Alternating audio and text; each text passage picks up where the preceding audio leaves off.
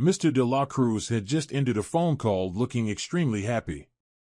I had successfully moved over $10 million through 4 countries and 12 banks, handling his funds and protecting him from government scrutiny.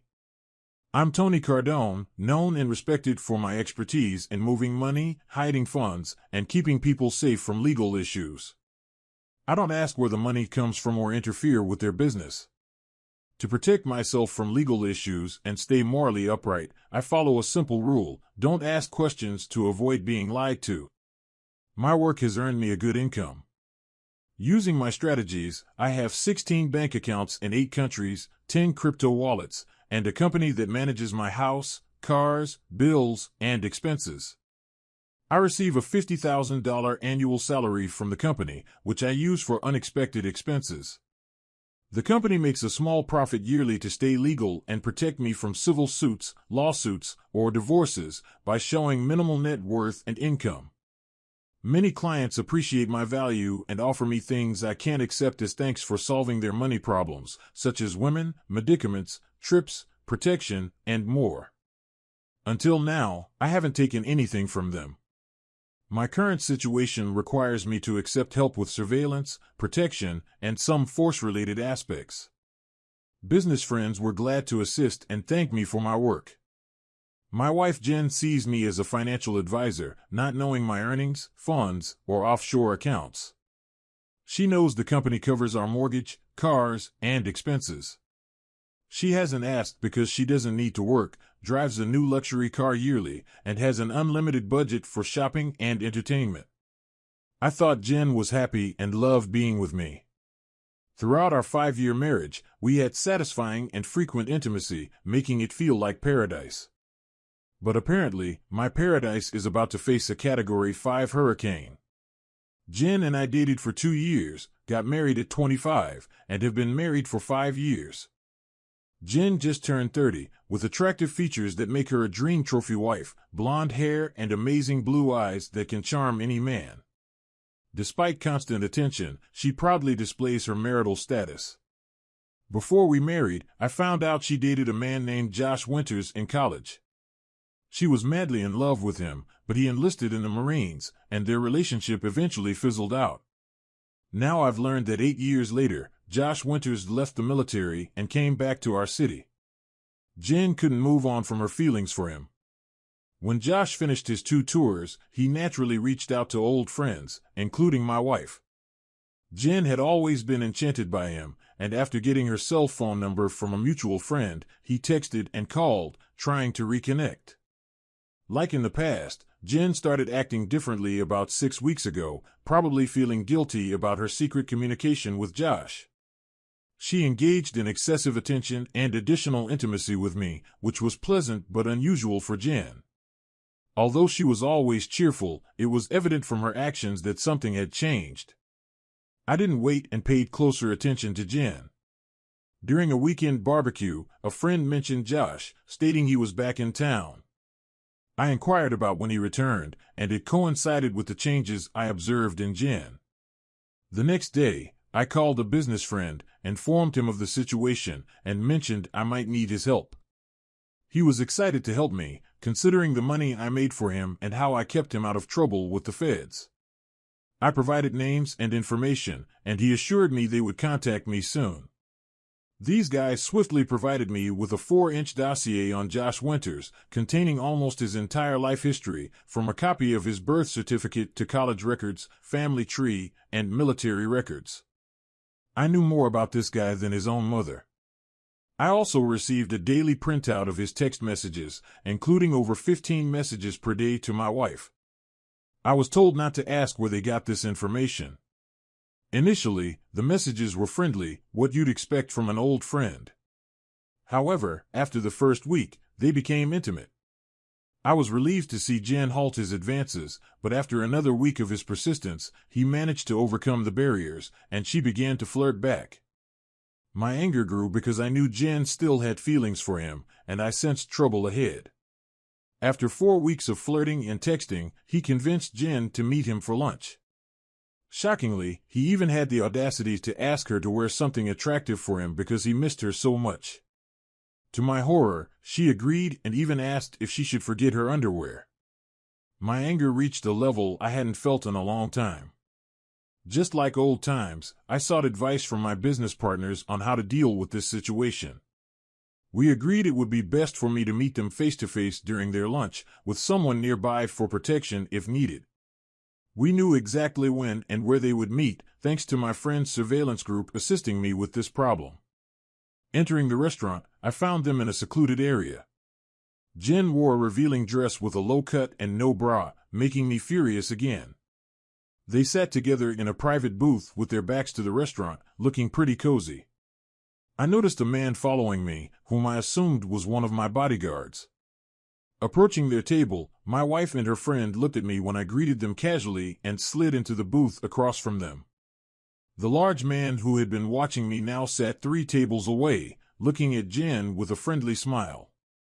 I inquired if my wife would introduce me to her friend, sensing the tension in the air as I locked eyes with Jen. Josh appeared confused when he glanced at me, while my wife displayed a mix of shock and guilt. They continued sitting side by side, holding hands on the table. Once she realized the situation, she attempted to free her hand from Josh's grasp, but he held it tightly, giving me a knowing smirk that conveyed he wasn't backing down. My wife nervously introduced Josh as Josh Winters and gestured towards me, her husband Tony. I'd never seen her so uneasy.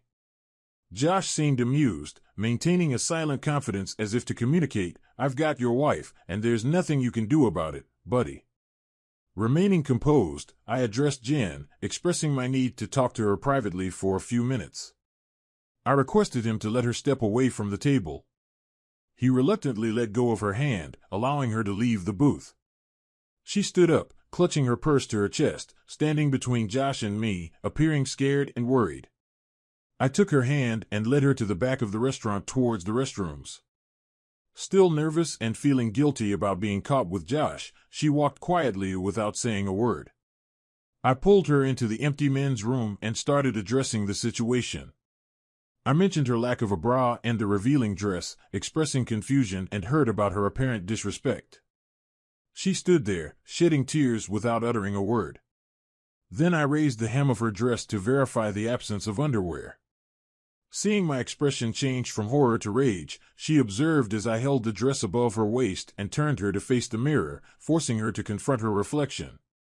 I pointed out the lack of underwear, expressing my dissatisfaction with her dressing when I'm not around. She screamed, pulling her dress down to cover herself. She insisted, "No, it's not what it looks like. I know it sounds bad, but I have a good explanation, and you will understand." I promised to explain. In a commanding and stern tone, unlike anything she had heard from me before, I spoke slowly, emphasizing every word. I communicated the need for a discussion and laid out the terms, making it clear that if she wanted any hope of remaining married, she needed to comply with my directives. Otherwise, our marriage would end immediately. You're going to grab your purse, walk out looking straight ahead without acknowledging your boyfriend, go straight to your car, drive home, put on the coffee pot, and wait for me to come back. I'll be no more than 10 minutes late. Don't text or call your boyfriend or anyone until we talk. I'll talk to your boyfriend and explain why you had to leave. I noticed she avoided eye contact, probably feeling guilty about getting caught. And one more thing, when you arrive home, don't change your clothes. Stay in this dress and wait for me in the same way. If you don't follow my request, don't bother coming home tonight. I'll call you later and explain how things will develop from now on. Oh my God, what have I done? She muttered. When Josh approached me, I was relieved to find out he was safe and no longer in the military, as I always worried about his well-being. Josh was my first love, and it took me a long time to get over him. Even though we went our separate ways after he left me years ago and there was no longer any love between us, thoughts of him lingered. I am certain I love Tony, my life partner, since we met. I would never want to lose him or cause him pain. That's why this situation is so challenging. Darn it, Josh started flirting and saying things he knew would provoke me. He had a way of making me feel like a schoolgirl and doing things against my will. I despised that I couldn't resist. I tried to push him away, but his persistent flirting and suggestive messages wore me down until I eventually agreed to meet him for lunch. Talking to him made me feel guilty and mean. I knew I shouldn't be doing this, and I should have told Tony about Josh's return and our conversation, but I kept it a secret, and the regret is overwhelming. Josh has a knack for making me feel connected to him. When he asked me to wear something handsome, I agreed knowing it was wrong and that I shouldn't even be going to lunch with him, let alone wearing that dress. Yet I did it. What made me suggest going without underwear? Am I truly that shallow and foolish? Yes, when we dated, he always insisted I go without them. When he invited me to lunch, old memories flooded back and it felt normal. I almost declined due to guilt, but a text from Josh saying he couldn't wait changed my course. It was tough not telling Tony, but I thought one lunch for old time's sake wouldn't be a big deal, just a couple of hours, just like old times. Josh knew how to persuade me even when I resisted. To be honest, when I saw him in the restaurant, I felt a certain desire. Our chemistry was special, and now he looked even more handsome than I remembered. 8 years in the Marine Corps had sculpted muscles that any woman would admire. My face turned red as he kissed me and helped me into a private booth. It felt like old times, laughter, happiness, and excitement. When he held my hand on the table, I felt safe and warm. We were there for just a few minutes, laughing and enjoying ourselves, when out of nowhere, Tony appeared in front of us. Suddenly, he sat down right in front of us with a sadistic smile, sending a chill down my spine. My heart stopped as I realized the gravity of my actions. When Tony saw us holding hands, my world crumbled. I saw pain and anger in his eyes, and I wanted to jump over the table, hug him, and tell him how much I loved him to ease his pain. I could never intentionally hurt Tony, but that's exactly what happened. The way he looked at me with disgust and contempt shattered my heart. The man I love, who I've been with for the last 5 years, saw me with another man, an old flame. I was paralyzed and speechless, not knowing what to do. When Tony said he wanted to talk, my heart sank, anticipating the end of our relationship. As he pulled me into the men's room, I didn't know what to expect. When he lifted my dress to reveal I wasn't wearing underwear, I nearly fainted. I can only imagine what he was thinking in that moment. I felt like a fallen and unfaithful wife. When he told me to go home and wait for him, the gravity of his words scared me. I knew I had to listen to save our marriage and make him understand why I did this. I needed to fix this and agree with whatever he said. When he mentioned talking to Josh alone, I got worried for Tony. Josh is much bigger and has 8 years of Marine training. I feared Tony might get hurt. I wanted to tell him not to do it, but I felt confused. I tried to apologize, but Tony insisted I go home, saying he would be there soon. When he told me not to change clothes, I realized I was in trouble and explaining my actions would be difficult. How did I let Josh convince me to do this? I didn't want him in my life. I just wanted to reminisce and have some fun. From Tony's perspective, though, I looked like I was about to have sex with Josh. Darn it, how can I fix this? I felt like everyone was watching me as I walked to my car. I didn't dare look at Josh, and I knew he wondered where I was going. It took a few minutes before I stopped crying enough to drive home. It felt like the longest trip ever. Seeing pain in Tony's eyes made me cry again. How could I do this to him? I can't believe I let Josh manipulate me like that. Now I have to make Tony understand and forgive me. Darn, I'm in such a mess, all because of Josh and my stupidity. When I got home, I made coffee and wondered about their conversation. How long before Tony comes home? Will he be angry? Can I salvage our marriage? I need to. I don't want to live without Tony, and he must know he's the only one I love. I went back to the table and talked to Josh. Well, it seems Jen won't be returning, and I just wanted to talk to you. You must know she still has feelings for you and is easily manipulated, as you've seen today and over the past few weeks. But understand, she's married to me and I won't share her. I'm not possessive or reckless. Today, I decided to give Jen a choice, either stay in our marriage or leave me for you. But not both. She will decide without your influence. I expressed that if she chose you, so be it. However, if she wanted to stay, she would have to cut contact with you. I made it clear that if you didn't hear from her today, you shouldn't call or text again. I emphasized that she was a grown woman making her own decisions and didn't belong to you. Josh confidently asserted that she would be with him again, claiming she couldn't resist their past, with the same smirk. In response, I addressed Josh, expressing hope that he would be reasonable. I acknowledged his attractiveness and size, suggesting there were plenty of single women interested in him. I questioned why individuals like him couldn't leave married women alone. I proceeded to reveal my knowledge about him and his life, mentioning details such as his parents' names, the love for their dogs, the duration since he last saw his sister in Austin, and his best friend Billy's girlfriend being pregnant with a boy. I pointed out his persistence in text messages to Jen and warned him that my work friends, who owed me a lot, were ruthless.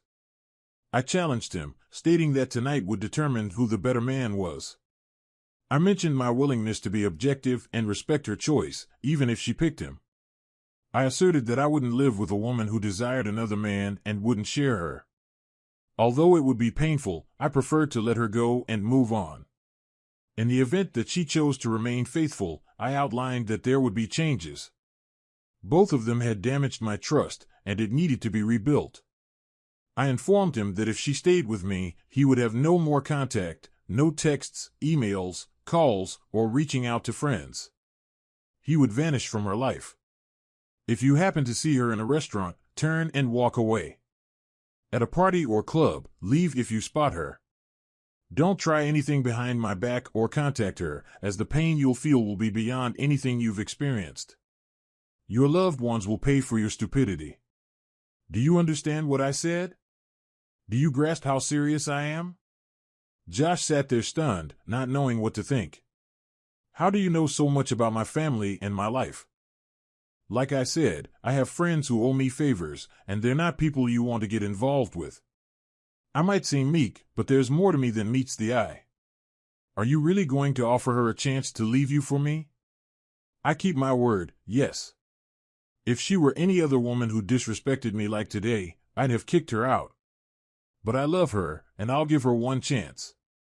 If you're right and she can't resist you, by midnight she'll contact you. The other choice is to forget you, keep my vows, and remain her faithful husband. If she stays, you'll be dead to her, no more interference in our marriage.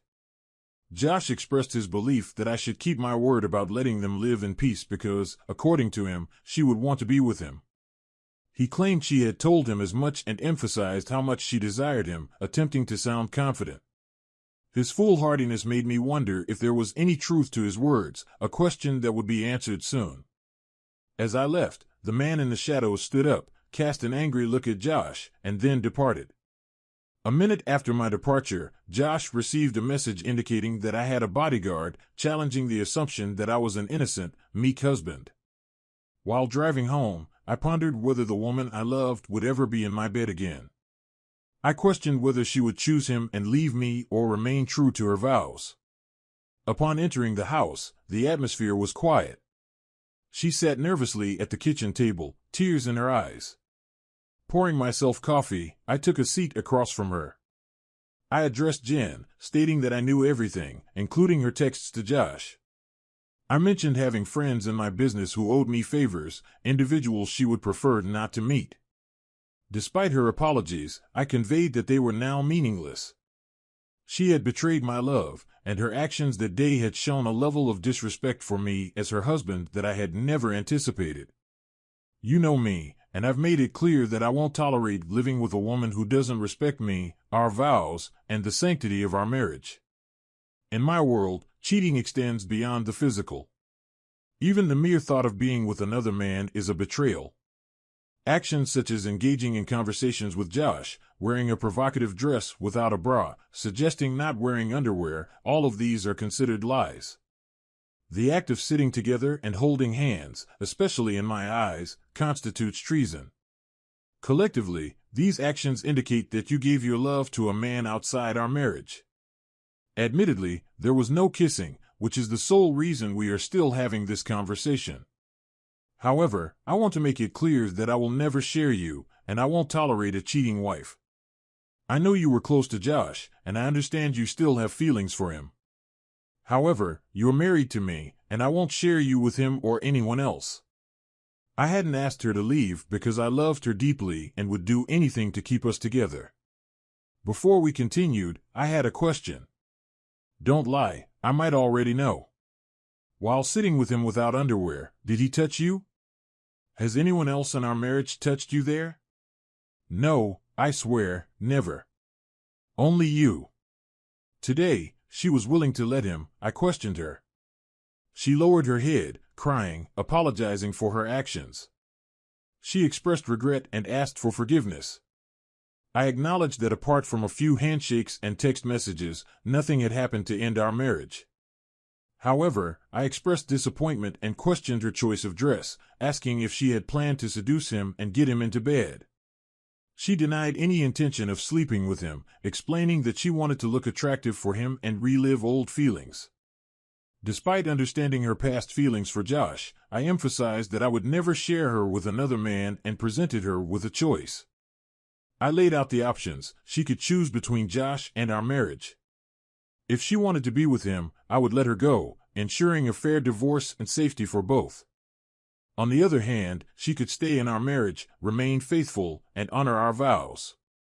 I made it clear that if she chose Josh, she would need to leave the house by the weekend, and I would initiate divorce proceedings. If she chose to stay married, she would have to cut all ties with Josh.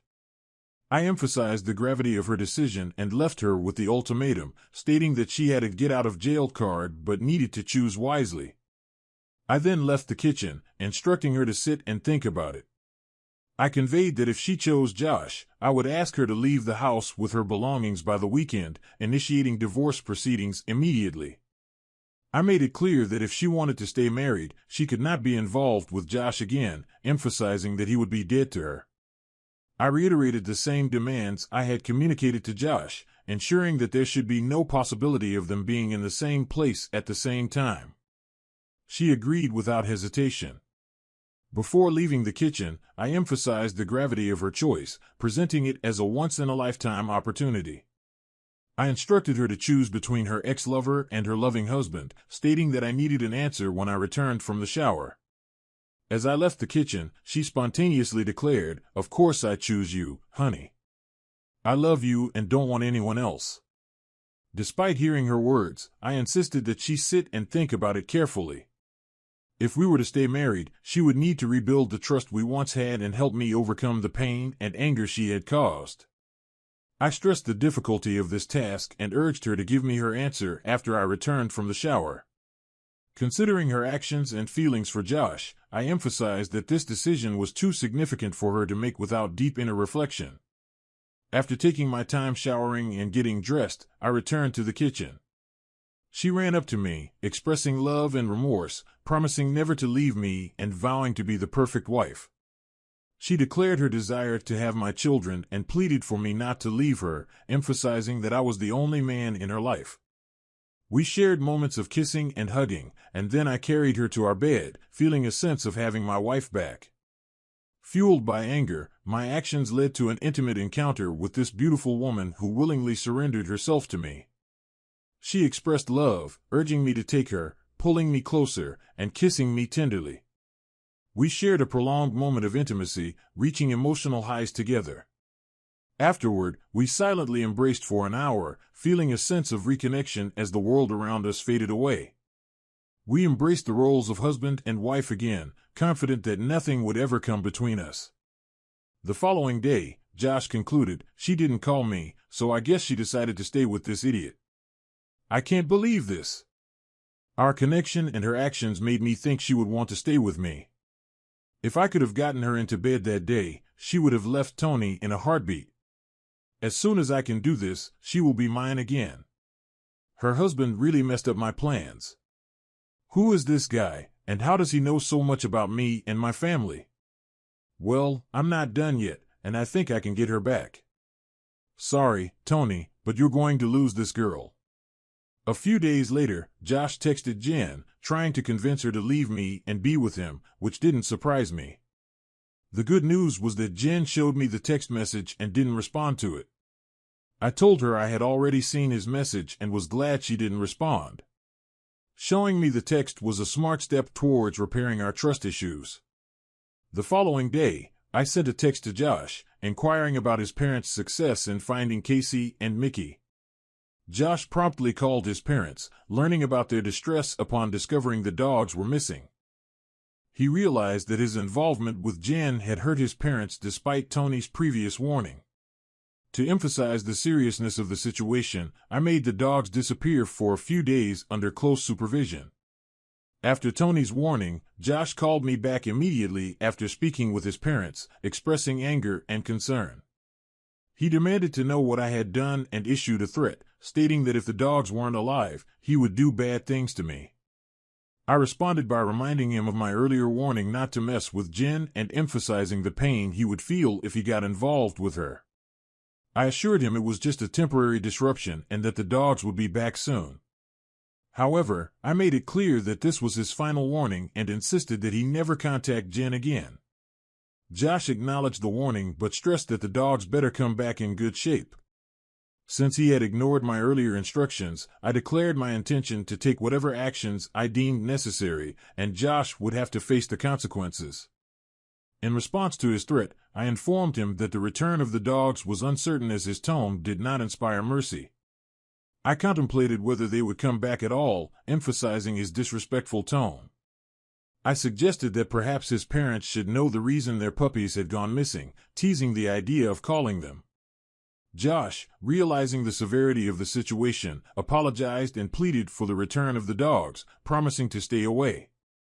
I accepted his apology but warned that next time it wouldn't be the dogs disappearing. He agreed to stay out of Jen's life, and I assured him that the dogs would be back soon. However, I reminded him of my physical distance and lack of control over everything, stating that the people involved had their own opinions. I promised to discuss the matter with them and see what could be done. I expressed my hope that we wouldn't need to have another conversation, warning Josh that if we did, he would be dealing with much more significant issues. At 3 o'clock the next night, Josh's parents experienced tears of joy upon the return of their beloved dogs, who were barking on their porch. Unaware of what had transpired and that their son had been involved, they felt immense relief. Josh, upon hearing the news, expressed relief at the return of the dogs and sent me a brief thank you message. Subsequently, he grasped the gravity of the situation, distanced himself from Jen, and secured a job in another city several hours away. Despite attempting to gather more information about me, Josh could only access public details indicating that I worked as a financial advisor.